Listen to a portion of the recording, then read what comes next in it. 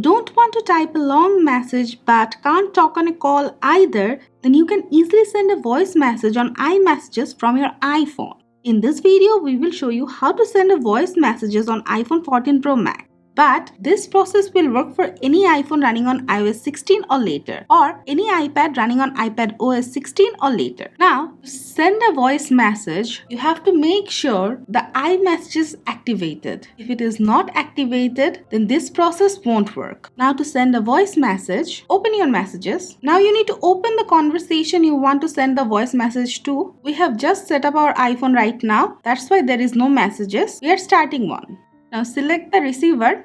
Now in this menu, you see this icon, tap on it. Now you have to tap and hold on the microphone to record your voice message. After tapping and holding the microphone, now record whatever you want to say, and when you remove your finger, the message will be sent.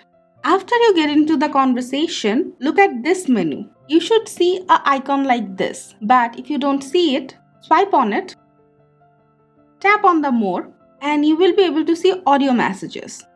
Tap on it.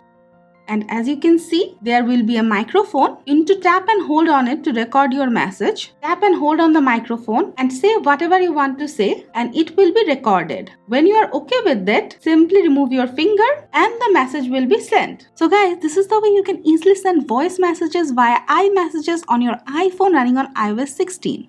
That's it for now. If you have any query regarding the topic, let us know in the comment below, and always stay with our channel. Thank you.